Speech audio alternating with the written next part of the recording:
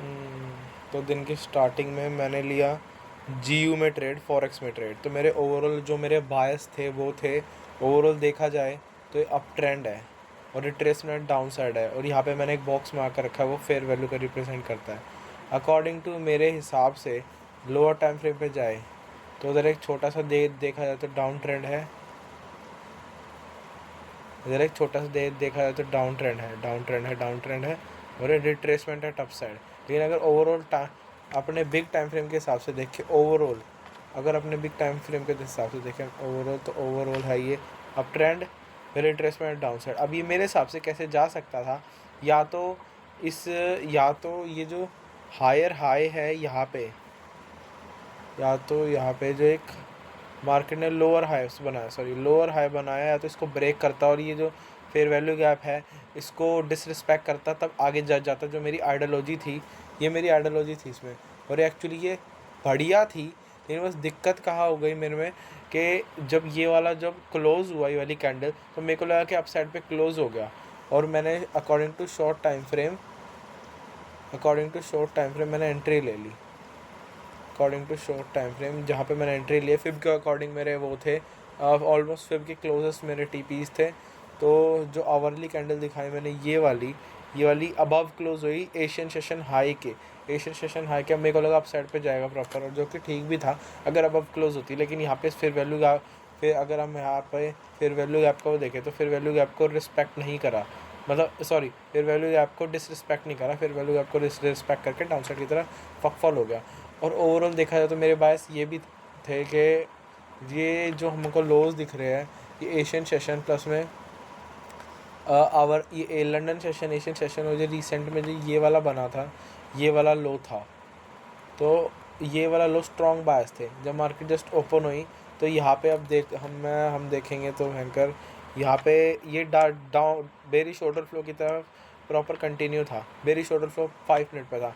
मैंने ये एक हाई और एक ये लो मार्क कर दिया रिसेंट का। अब मार्केट अगर यहाँ पे पीपीआई की न्यूज़ कैंडल थी तो भाई मैं थोड़ा सतर्क हो गया कि भयंकर न्यूज़ ट्रेड नहीं करनी। तो मैंने ओवरऑल क्या किया, यहाँ से अप साइड की तरफ ट्रेड लिया, अप साइड की तरफ ट्रेड, ये मार्केट अप साइड गई, लो हाई स्विफ्ट करे एशियन सेशन के। और फिर मैंने यहाँ पे मेरे को लगा कि ब्रेक ऑफ स्ट्रक्चर हो गया, मतलब ब्रेक ऑफ स्ट्रक्चर नहीं, ये जो आवरली है या एशियन सेशन हाई भी थे, और यहाँ पे एशियन सेशन हाई भी थे, और प्लस में यहाँ पे था यहाँ पे जो अपनी आवरली कैंडल थी, मतलब आवरली जो सारा सिस्टम था वो भी था यहाँ पे। तो मेरे को लगा क्लोज हो गया, तो मैंने अप साइड की तरफ ट्रेड लिया। लेकिन एक्चुअली था क्या, छोटे टाइम फ्रेम के हिसाब से यहाँ देखा जाए तो अप साइड की तरफ मूवमेंट तो आया हमारा, ये अप साइड की तरफ हमारा फ्लैट एक मूवमेंट तो आया, लेकिन यहाँ क्लोज नहीं हुआ। इसका मतलब ब्रेक ऑफ स्ट्रक्चर प्रॉपर हुआ नहीं है, इन्वैलिडेशन हुआ नहीं है, तो कंटिन्यू नहीं करेगा। इस वजह से मार्केट ने क्या करा, डाउन साइड की तरफ आई, बायस को ट्रैप करो, डाउन साइड की तरफ से आई, लिक्विडिटी क्लेम कर लिया। अब पता नहीं भयंकर वो अप साइड की तरफ जाएगा। तो ओवरऑल मेरे बायस ये थे, अकॉर्डिंग टू मार्केट को जाना था up trend, up trend, up trend, up trend, up trend, अब गई, अब रिट्रेसमेंट डाउन साइड। अब मेरे को लगा इसको ब्रेक करने के बाद ऐसे या ऐसे करके कुछ मार्केट कर सकती है, जो कि बेशक अगर रिस्पेक्ट होता तो मार्केट बिल्कुल करती। लेकिन एक्चुअली क्या वो रिस्पेक्ट था, मार्केट ने रिस्पेक्ट नहीं दिया। मैंने फेक आउट के उसमें एंट्री कर ली, और फेक आउट की विक ऑलमोस्ट बड़े टाइम फ्रेम की विक, और बस छोटे टाइम फ्रेम का वो झांसा, मेरे लिए वही हो गया। मार्केट ऐसे आई, इसको प्रॉपर यहाँ पे एशियन सेशन के हाइज भी थे, ये बात प्रॉपर देखने की है। यहाँ पे एशियन सेशन के हाइज थे और आवरली हाइज थे, और यहीं पे मार्केट ने विकेट बनाई, रिस्पेक्ट लिया, लिक्विडिटी ली, और बायस के एसएल खाई और खाने लग गए डायरेक्ट डाउन साइड की तरफ मूवमेंट।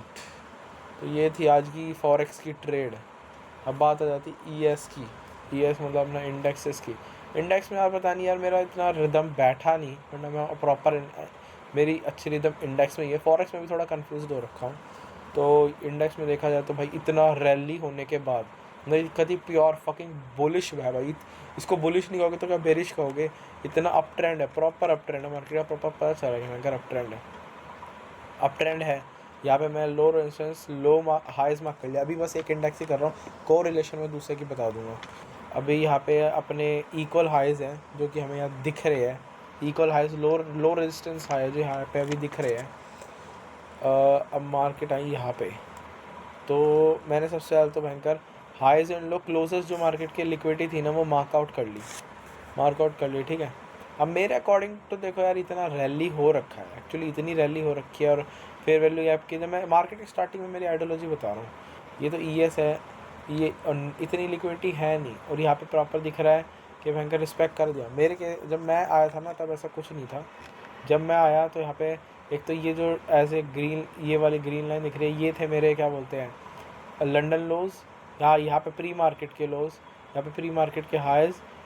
ES में देखा जाए तो लंदन हाइज़ बना ही नहीं इतने कुछ खास, तो मैंने एशियन हाइज़ को मेन लिया, तो भाई मैंने फेक आउट पे खा एंट्री कर गया।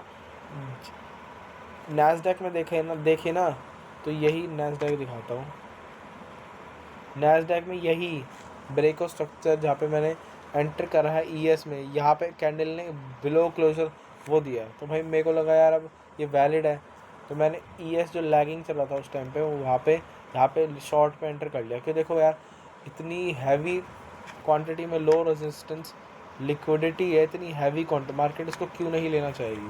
सबसे पहले आइडियोलॉजी तो ये, डाउन साइड में बहुत सारे लो से लिक्विडिटी है, ठीक है।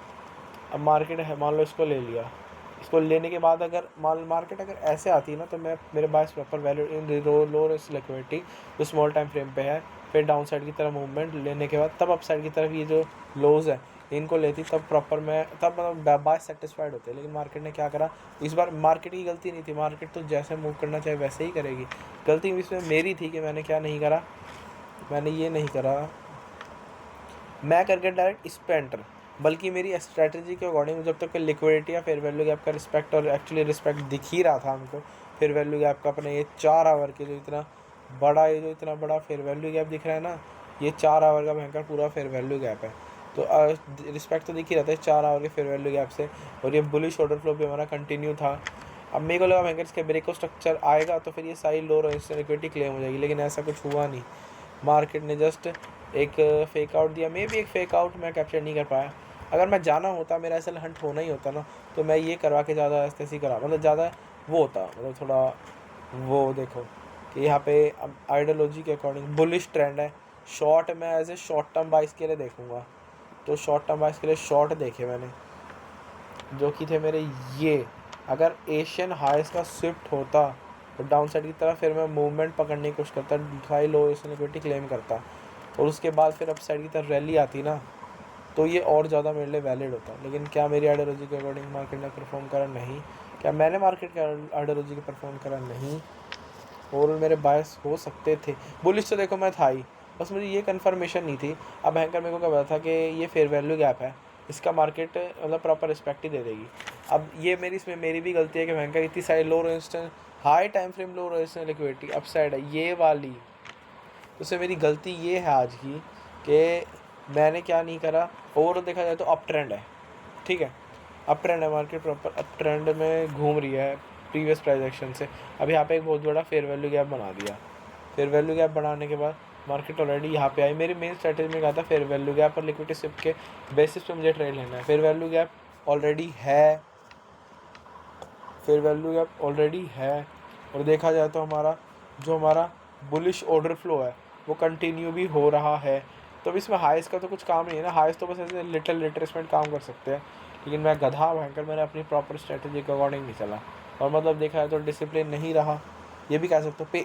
मैं ये तो कहूँगा, देखो फॉरेक्स में तो मैंने थोड़ा हल्का फुल्का कंफ्यूज था, लेकिन इंडेक्स में मेरा फॉरेक्स की ट्रेड की वजह से फकड अप हुआ, मैं ये कह सकता हूँ मैं। क्योंकि देखो जब मैं जीव कर रहा था पहली बात तो न्यूज़ थी, हल्का से रूल ब्रेक करे, पता है न्यूज़ ने इतना को रिएक्ट ऑफ दिया नहीं। मेरी पहली आइडियोलॉजी थी यही थी कि बैंकर ये तो अभी इस पे आ गया, इस पे छोड़ो, इस पे मेरी पहली आइडियोलॉजी तो यही थी कि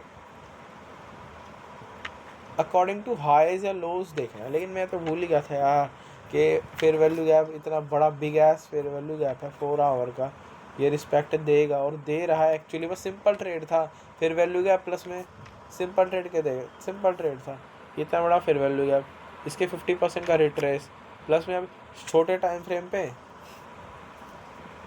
सॉरी ये छोटे टाइम फ्रेम पे बुलिश ऑर्डर फ्लो का रिस्पेक्ट, बनेगी ट्रेड। सिंपल रख यार, चीज़ों को सिंपल रख, मैं बस इतना कहना चाह रहा हूँ। अब से मैं ये ट्राई करूँगा कि प्री मार्केट के बायस और अपने आफ्टर मार्केट को एक बार ज़रा मिलाने की हैवी ट्राई करूँगा। ठीक है भैया, आज की वीडियो में इतना ही है। कितने मिनट की बनेगी? 10 मिनट की बनेगी। चलो बढ़िया, मेरा था यार ये पहली video trade recap 1 minute warrior.